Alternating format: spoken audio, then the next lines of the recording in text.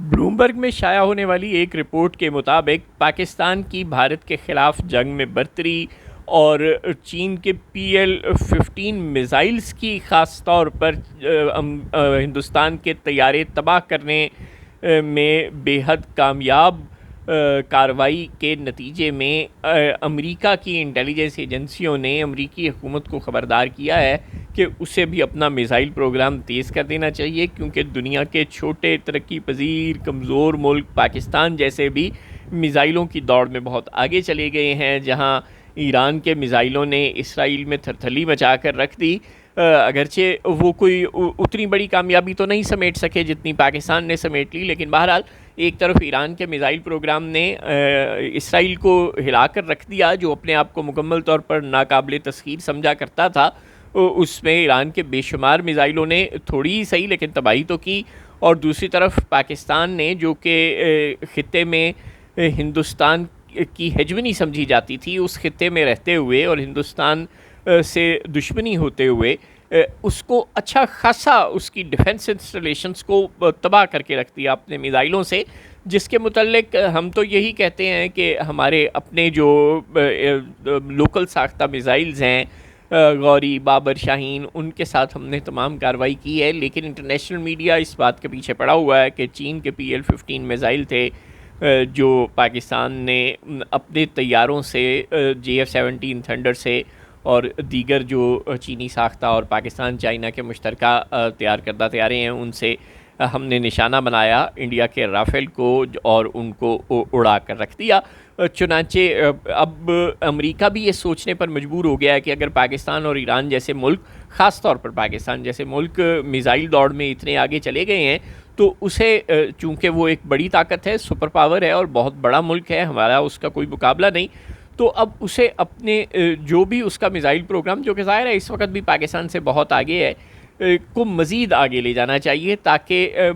کل کو کسی بھی ممکنہ خطرے کی صورتحال میں وہ اپنے اتحادیوں کو، یعنی اسرائیل ٹائپ اتحادیوں کو زیادہ بہتر طور پر پروٹیکٹ کر سکے اور اپنے آپ کو بھی زیادہ بہتر طور پر پروٹیکٹ کر سکے. تو اگر پاکستان کی ڈیفنس میں اتنی بڑی کامیابی ہے یہ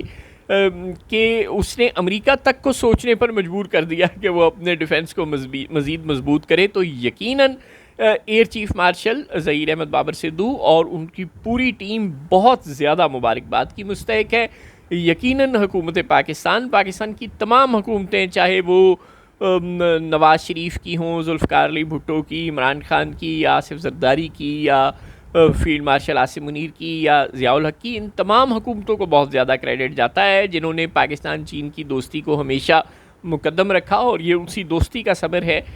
کہ پاکستان کے دفاع کو ناقابل تسخیر سمجھا جا رہا ہے. یہ سب لوگ قابل تعریف ہیں، لیکن بہرحال اس سب میں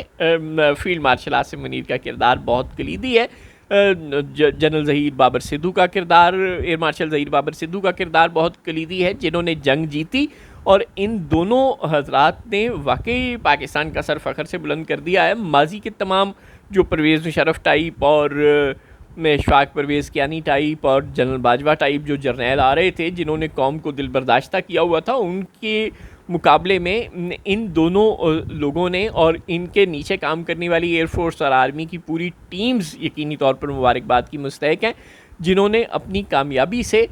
پوری دنیا کے ڈیفنس اسٹریٹجسٹ کو اور فارن پالیسی ایکسپرٹس کو ریکنسیڈر کرنے پر مجبور کر دیا ہے کہ وہ پاکستان کے متعلق اچھا سوچنا شروع کریں اور ہندوستان کے متعلق زیادہ اچھا سوچنا بند کر دیں. اور جو فیلڈ مارشل نے جو ٹرک اور چمچماتی مرسیڈیز والی مثال دی، اس نے بھی انڈیا سے لے کے یورپ کے پالیسی اور امریکہ کے پالیسی سازوں تک کو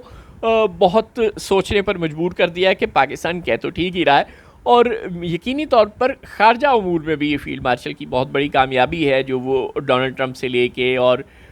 جو بھی انہوں نے برسلز تک جو خطاب کیا اور جس کی گونج آج تک امریکہ اور یورپ کے پالیسی میکنگ ایوانوں میں سنائی دے رہی ہے، تو آپس کی بات ہے. پھر فیلڈ مارشل کو وزیر خارجہ بنا دینا چاہیے، اور اگر وہ وزیر خارجہ بننے پر تیار نہیں ہیں، ان کی شان کے خلاف ہے اور وہ صدر بننا چاہتے ہیں، تو زرداری صاحب کو والنٹیرلی انہیں یہ عہدہ دے دینا چاہیے.